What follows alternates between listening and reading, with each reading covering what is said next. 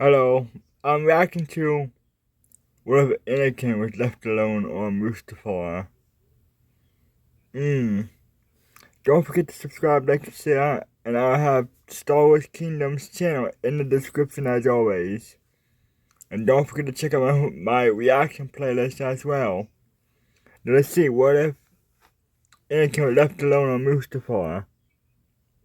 In Revenge of the Sith, Anakin Skywalker's fall to the dark side is complete when he becomes Darth Vader. As the Republic crumbles, Obi-Wan Kenobi and Padme Amidala attempt to bring Anakin back from the brink. Obi-Wan secretly boards Padme's ship to Mustafar, where a fateful confrontation ensues. Their duel leaves Anakin gravely injured, setting the stage for his transformation into the iconic Sith Lord. But what if no one went to Mustafar? What if Anakin was left alone with his decisions and his new allegiance? In the original timeline, Obi-Wan informs Padme of Anakin's fall to the dark side, prompting her desperate journey to Mustafar. However, in this altered timeline, Padme believes Obi-Wan's revelations but is so heartbroken by Anakin's betrayal and the chaos engulfing the galaxy that she chooses a different path. Overwhelmed and devastated, she decides to leave everything behind and disappear, seeking refuge from the turmoil and heartbreak. Meanwhile, alone on Mustafar, Anakin Skywalker stands amidst the burning lava rivers, the weight of his actions crashing down on him. The fiery landscape mirrors the turmoil within his heart as he reflects on the irreversible path he has chosen. Tears stream down his face as he grapples with the loss of everything he once held dear.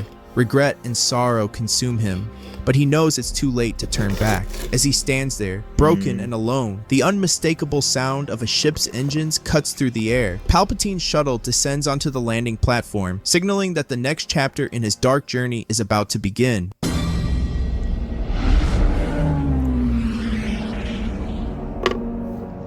No. We got video of it. Master, the Separatist leaders have been eliminated. Good Lord Vader. What we have accomplished together in such a short time is nothing short of extraordinary. I have only done what was necessary, my lord. For peace, for order. Indeed. But peace and order are only the beginning. You are destined for far greater things, my young apprentice. There is still much for you to learn. Do you feel the power of the dark side coursing through you? Yes, it gives me clarity, strength. Good. Then it is time for your next lesson. Give me your weapon. This is a weapon of a Jedi. A replacement is needed. My lord?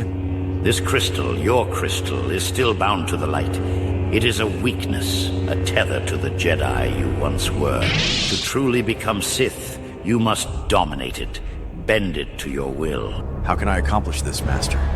You must pour your anger, your hatred, your pain into the crystal. You must make it suffer as you have suffered. You must make it bleed. Only then will it take on its true color, the color of power. Close your eyes. Focus on the betrayals, the losses, the rage. Let them fuel you. Make the crystal feel your wrath. Palpatine stood at the edge of the chamber, cloaked in shadows, his yellow eyes gleaming with anticipation. He watched his apprentice with a mixture of fascination and satisfaction, his hands clasped behind his back. Anakin closed his eyes, reaching deep within himself. The Force swirled around him, dark and suffocating, like a storm ready to break. He began to pull on his memories, each one a jagged piece of pain, fueling the anger coursing through his veins. First came the image of his mother, Shmi. Her face was sunken, her body broken, as she lay dying in his arms. He could still hear her weak voice whispering his name, feel the coldness of her hand as life left her. Rage flared in his chest like a wildfire. He had been too late, too weak to save her. Then, the Jedi Council, their arrogance, their betrayal, how they refused to trust him, even after all he had done for them. He remembered Mace Windu's scornful glare, the disdain in Yoda's words, and the suffocating hypocrisy of their so-called peace. As these memories coursed through him, Anakin gritted his teeth, his fists clenching so tightly around the crystal that it began to vibrate as if struggling against him. He directed all of his anguish and hatred into the crystal, pouring every ounce of darkness within him into the tiny shard. The Kyber screamed, not audibly, but in the Force. It writhed in his his grasp, its once pure essence fighting back against the corruption being forced upon it. Anakin could feel it resisting, feel its pain as if it were alive. The connection between them was excruciating, a battle of wills. Palpatine's grin widened as he felt the shift in the room. The power radiating from Anakin was growing, expanding with every passing moment. It was raw, untamed, and terrifyingly vast. The crystal's cries of pain echoed through the Force, a cacophony of agony and submission. Good, my apprentice. Palpatine hissed, his voice low and serpentine. Let it suffer. Show it the depths of your power. Bend it to your will. Anakin's body trembled as he focused harder, the room growing colder and darker with every second. The memories became sharper, more vivid, cutting through him like shards of glass. He thought of the younglings in the temple, the way their innocent eyes stared up at him before he ignited his blade. He hated himself for it, and yet that hatred only fed the darkness within him. The crystal's glow intensified, shifting from a faint red to a deep, malevolent crimson. It pulsed in his hand, each beat synchronized with his own heart. Anakin could feel it breaking, shattering under the weight of his will. Its resistance faltered, and then finally, it gave in. A surge of power exploded outward, rippling through the Force. Palpatine staggered slightly, his grin faltering for a moment as the magnitude of Anakin's strength struck him. It was unlike anything he had ever felt, a power that seemed limitless, uncontainable. Anakin opened his eyes, now glowing faintly yellow, and stared at the crystal. It was no longer pure, no longer resisting. It was his, completely dominated and corrupted. He felt a rush of triumph, a dark satisfaction in what he had done. Anakin's hands moved with precision and purpose. The pieces of his lightsaber scattered before him on the cold metal floor. The faint glow of the crimson crystal pulsed rhythmically, as though it had become a living extension of his will. His focus was razor sharp, the Force guiding his every movement. In mere moments, the once broken weapon was whole again, its sleek black and silver hilt now exuding an ominous presence. Palpatine stood nearby, watching with a mixture of pride and caution. The air was thick with tension, and the dark side of the Force swirled around. Palpatine, what did you do? You made him now. Palpatine, you made him.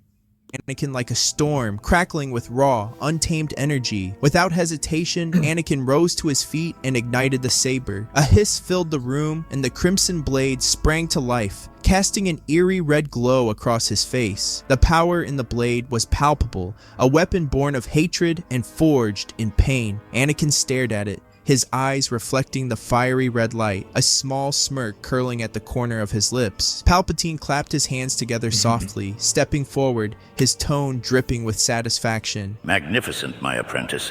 A true weapon of the Sith. It is a symbol of your transformation and your destiny. Anakin turned the blade slightly, studying its glow, feeling its hum reverberate through his hand. The weapon felt different now, more than just a tool. It was an extension of his very essence, his power made manifest. He took a step toward Palpatine, lowering the blade, but keeping his grip firm. You have taught me much, Anakin said, his voice low and calm, though laced with an undertone of menace. Palpatine's smile widened, but before he could respond, the unthinkable happened. In a single, fluid motion, Anakin became a blur of movement. Faster than thought, faster than even the sharpest senses of the strongest Sith Lord, he lunged forward. The speed of his attack was staggering, like a lightning bolt unleashed, a force of nature impossible to predict or counter. The crimson blade pierced through Palpatine's chest with a crackling hiss. His eyes widened in shock, his mouth opening in a gasp of disbelief. For the first time in decades, the Dark Lord of the Sith had been caught off guard, completely, utterly blindsided. Anakin stood inches from him, his face devoid of emotion, his eyes burning with a terrifying intensity. The red glow of his lightsaber illuminated Palpatine's twisted features as the Sith Lord struggled to speak, his voice a rasping whisper. Here are actual gifts that are literally my family. The cool aunt, always on point, claims she will reuse this wrapping paper. The fun uncle. Speak, his voice a rasping whisper. Anakin, you underestimated me. You thought you could control me, but I am more than your apprentice. Palpatine's knees buckled as the strength drained from his body. The power of the dark side, which had sustained him for so long, seemed to evaporate as if fleeing from the overwhelming presence of Anakin. His hands trembled, reaching feebly toward his killer. Anakin twisted the blade, his expression unchanging, and Palpatine let out a final guttural cry before collapsing to the ground. The hiss of the lightsaber ceased as Anakin deactivated the weapon, leaving the room bathed in heavy silence. For a moment, Anakin stood still, the weight of what he had done sinking in, but instead of guilt, there was only a growing sense of power, a limitless, uncontainable strength coursing through him. He had surpassed his master. He had proven that no one, not even the great Darth Sidious, could stand against him. Anakin's starship pierced through Coruscant's atmosphere, a solitary predator returning to its den. The sprawling city planet was alight with activity, but to Anakin, it was a hollow blur. His focus was singular. Padme. He stormed through the halls of their apartment, the air thick with anticipation and impatience. But she was gone. The rooms were empty, her presence erased as if she had never been there. He reached out with the Force, searching desperately for her familiar warmth, her comforting light, but found only an echoing void. A faint trace of her lingered, but it led nowhere. Anger surged within him. His fists clenched, and the furniture around him crumbled under the sheer weight of his frustration. Padme was gone, and he had no idea where or why, but his determination only hardened. She would see what he had become. She would understand his power. Days later, the Galactic Senate chamber was filled with hushed whispers and nervous tension as senators gathered under Anakin's summons. They had heard rumors, frightening whispers of Palpatine's death and Anakin's rise to power, but nothing could prepare them for what was about to unfold. The room fell silent as Anakin entered, his presence suffocating.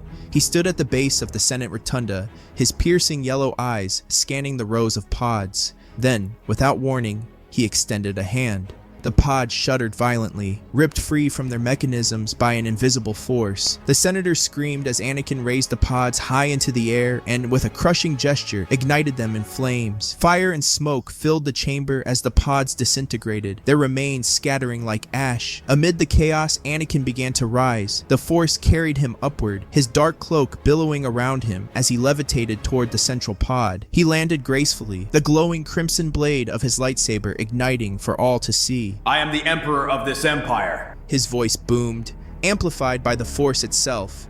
The days of weakness and corruption are over. This galaxy will know order. My order. He paused, letting the tension hang heavy in the air. Those who oppose me will face the might of my army. The clones are loyal to me and me alone. You will comply, or you will be replaced.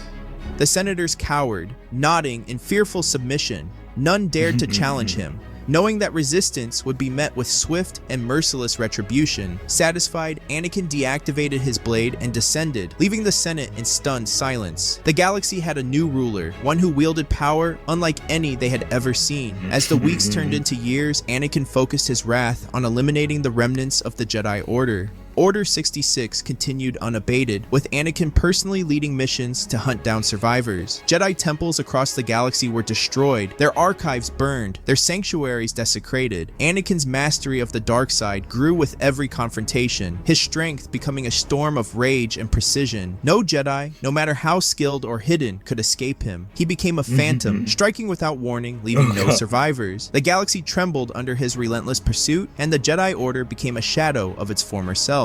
Meanwhile, far from Coruscant, Padme had found sanctuary on a distant, uncharted world. Her children, Luke and Leia, had been born in secret. She had fled with the help of Bail Organa, evading Anakin's reach. Now she resided in a hidden enclave alongside Obi-Wan Kenobi and Yoda. The twins were special, their connection to the Force undeniable. Obi-Wan and Yoda began training them from a young age, instilling in them the teachings of the Jedi. Luke was fierce and determined, his spirit echoing that of his father. Leia, on the other hand, possessed a calm wisdom beyond her years, a natural leader in the making. Padme watched from the sidelines, her heart torn. She loved Anakin still, despite everything, but she knew that the man she had once known was gone. Her children represented hope, the hope of a future where the Jedi would rise again and bring balance to the galaxy. This is where we'll wrap up this story for now. If you enjoyed it and want to see a part 2, be sure to hit that like button. Once we reach 500 likes, I'll start working on the next chapter. Yeah, I want to see part 2. Well, that was a quick one. Bye for now. Don't forget to subscribe, like, and share. And yeah, as soon as part 2 comes out, I'm going to react to part 2. I want to see what happens next.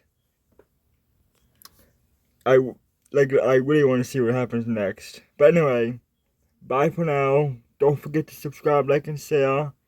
I'll have his channel in the description below as always. And yeah, bye. And don't forget to subscribe, like, and share. I think I already said that. I think I already said that twice now, but yeah. Don't forget to do that, and I'll see you guys next time. Bye.